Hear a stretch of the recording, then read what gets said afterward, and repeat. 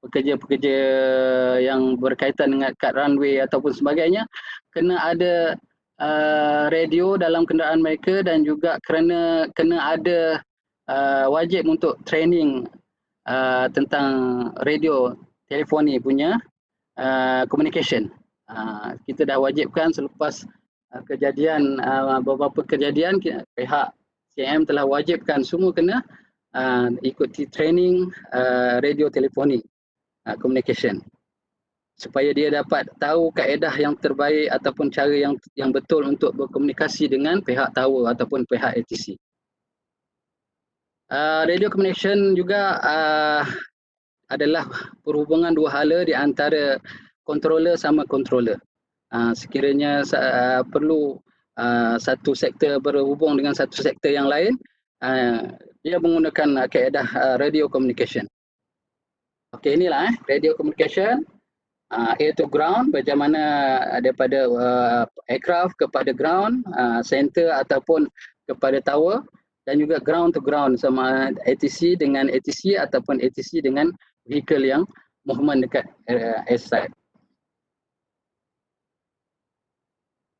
Okey, voice communication ni sebenarnya yang ada kita guna pakai di negara kita ataupun di airport-airport kita kebanyakannya menggunakan 3 frekuensi ni. Frekuensi utama iaitu UHF dan juga VHF dan juga HF. 3 frekuensi utama ini yang diguna pakai kebanyakan di airport di negara kita ni.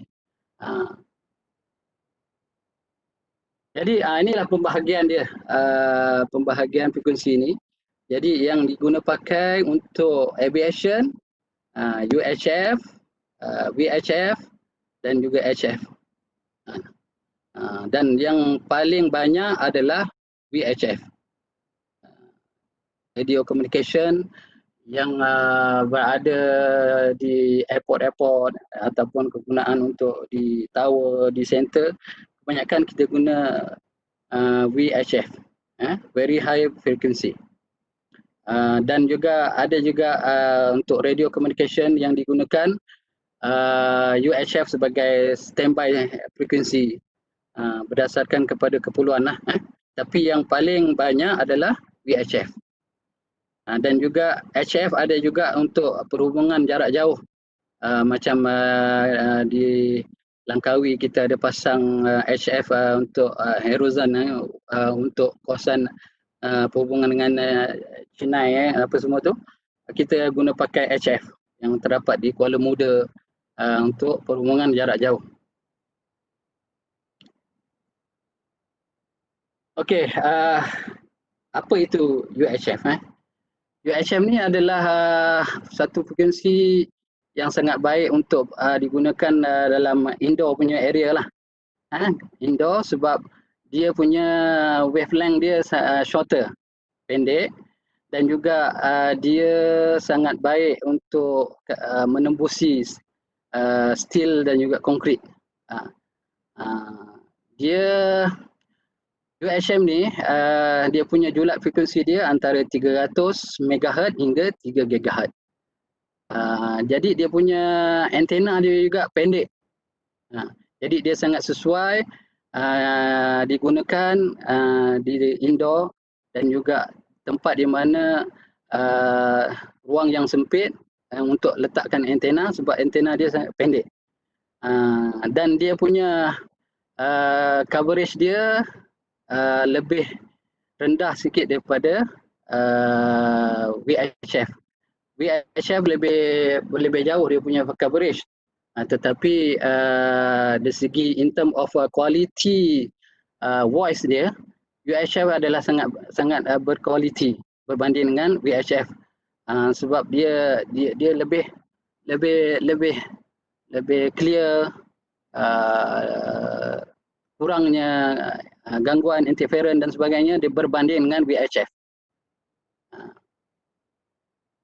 Jadi VHF lah very high frequency. Julat frekuensi dia antara 30 MHz hingga 300 MHz. Inilah frekuensi yang paling banyak diguna pakai di airport-airport kita untuk kegunaan aviation. Tetapi macam sama juga UHF, sebenarnya dia juga keperluan dia adalah dari segi penyebaran, medium penyebaran dia kena dia perlukan line of sight. Itu juga VHF, dia kena uh, orang kata apa, line of sight ni dia dia berada dalam jarak berada dalam pandangan, jarak pandangan yang apa, boleh true. Uh, jadi frekuensi VHF ni dia uh, banyak digunakan untuk kegunaan aerodrome, airport, uh, dan perhubungan antara ATC sama ATC sama pilot dan juga dengan vehicle yang masuk. Okey, yang ketiganya frekuensi HF, high frequency. Dia punya julat frekuensi dia antara 3 hingga 30 MHz. Jadi HF ni dia bertindak ataupun beroperasi menggunakan penyebaran dia melalui ionosphere dekat atas udara yang lebih kurang antara 80 km hingga 1000 km ke atas daripada bumi itu terdapatnya satu lapisan ion punya lapisan. Dia guna pakai ionosphere ni untuk reflect balik dia punya pancaran ke bumi, dan dia boleh berulang reflect, pancar balik mengikut keperluan untuk sampai kepada destinasi dia.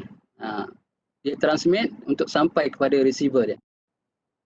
Jadi HF ni dia boleh jauh pergi, tetapi dari segi kualiti, in term of quality, dia agak kurang berbanding dengan VHF dan juga UHF.